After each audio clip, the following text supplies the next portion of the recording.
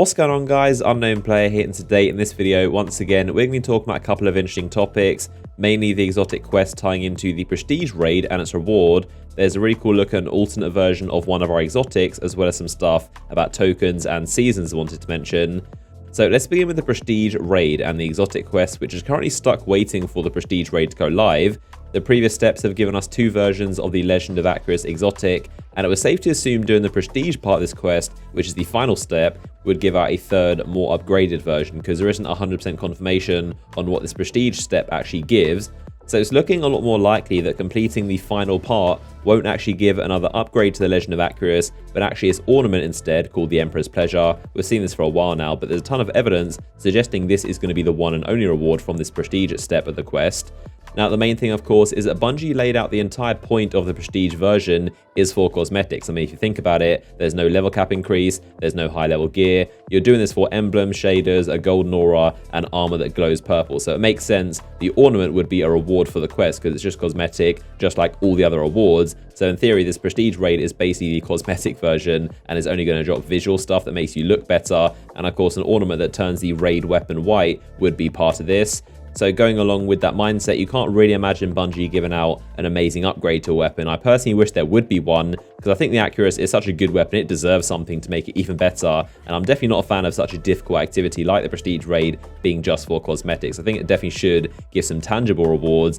Now also, of course, there is no other way to get this ornament. It isn't inside bright engrams. There is no way to get this. So we know you have to get it directly from somewhere, some source, which also again makes perfect sense for it to be at this quest.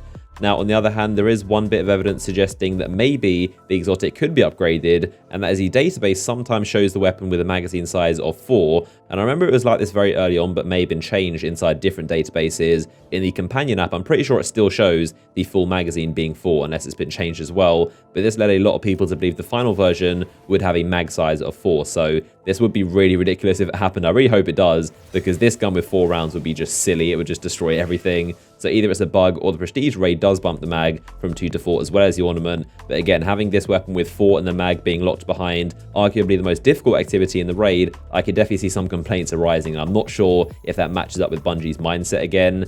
But of course, let me know what you guys think of this. Most of the evidence does suggest the prestige step is only going to give the ornament, but there is a small chance the weapon could be upgraded or something surprises us. So we'll have to wait and find out later this week. But of course, I'll have videos going up on everything new when the prestige raid launches. So moving on to the next topic, some really cool concept art that's official work from Bungie artists. I always love looking through this stuff and you guys enjoy it as well. It's kind of like a behind the scenes look at development. Now, one example is an alternate version of the Sweet Business auto rifle, and these are some designs of it looking very different and very weird. It's all green and very sleek looking, and very different to what they ended up making it look like. But this is basically an alternate form of the Sweet Business, which looks very cool, almost more compact like an SMG. Its early name was the Gatling Pulse, and you can see Pulse 10 RPS, not sure what that stands for, written on the side of it. Another one is the version we got pretty much in game, but a blacked out version with red as well. So this is like an ornament, I guess. But I do actually prefer the golden one we got in the final game. It looks really cool, although this one is definitely nice as well. So the Bungie artist that made this is called Adrian Microshak. I hope that's how you pronounce it. But he also drew a bunch of other stuff. This one of a Fallen. There's also this set of the IO armor set, which looks really, really nice. And this is, I think, one of the most early concepts of it. I'm not sure why, but this armor set for IO just looks so much better than all the other locations. Like, it seems almost like raid gear. This set has always been one of my favorite sets. They're very hard to get, but it is definitely very nice.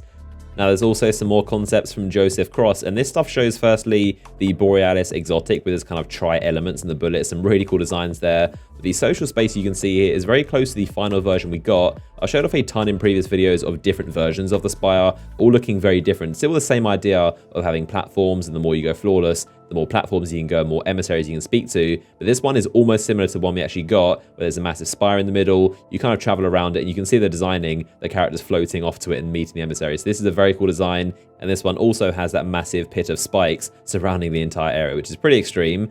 There's also this batch of Hunter Cloaks, which I'm pretty sure some of these aren't in the game just yet. I mean, these are obviously just early designs, so it doesn't mean they were made fully. But I think everyone can agree the Hunter Cloaks in this game seem to be very lacking, so I'm hoping some of these make it into the game eventually. So moving on to the next topic, tokens. Now, a couple of you guys were telling me about you getting tokens from factions inside Nightfalls and other activities, and obviously Faction Week is now over, Victory Week is over, so it shouldn't be happening, but of course they are dropping for a few people. As it turns out, the reason for this is actually the clan banner, the 5th perk, called Venture Capital, increased the chance of receiving reputation tokens when completing Nightfalls, raids, and trials. So this is why you're getting faction tokens, and these still do have a chance of dropping them, funnily enough. I mean, you only get 1 or 2, you don't get many, but these do drop them. So of course they do have a chance to drop other tokens like Vanguard and Crucible and all the other stuff, and sometimes you'll get faction tokens, even ones you aren't even pledged to. So many people are pledged to, like Dead Orbit, for example, and you can still get New Monarchy or FWC tokens, even though you're not pledged to them or never were. So it doesn't seem to be a bug. I mean, I don't think it's very intentional because you're not supposed to get tokens outside the faction rally. I'm not sure if Bungie will go and remove these tokens. Obviously, it's not a massive advantage. You only get 1 or 2 per week if you're lucky, but that is the reason why you can actually get some faction tokens outside of faction rally. It's down to the clan banner. If you're level 5, you'll get Venture Capital to give you more tokens. Now, of course, all these perks on the clan banner are going to be reset at the end of Season 1, which we're currently in right now, and Bungie is going to be doing a live stream revealing and detailing what seasons are, how long they last, what kind of stuff you're getting them, and what differs from seasons. And because the stream is being done with the live team, it's very likely that they'll announce some kind of DLC stuff, maybe a trailer for Curse of Osiris, and almost definitely going to be talking about the next live event, being Festival of Lost or Sparrow Racing, whatever it turns out to be. Also, as a reminder, for those of you watching this on Monday, the last day of Iron Banner, make sure you turn in your tokens to Saladin, because it's very likely they're going to be wiped from you at reset, and Saladin, of course, is going to leave with Iron Banner. So you won't be able to turn in your tokens, and they won't turn them in for you automatically. This is done so you don't save them until the next Iron Banner, and so make sure you turn in any multiples of 20 to get your engrams, and turn them before he goes. That way you don't get them wiped from your inventory. So there you have it, a rundown of some pretty interesting topics I want to talk about. As always, if you enjoyed the video and want to help support the channel, then a like rating down below would be much appreciated. You can click the image on screen right now to be taken to another Destiny 2 video I recently made. But as always, I hope you guys enjoyed the video, and I'll see you guys in the next one.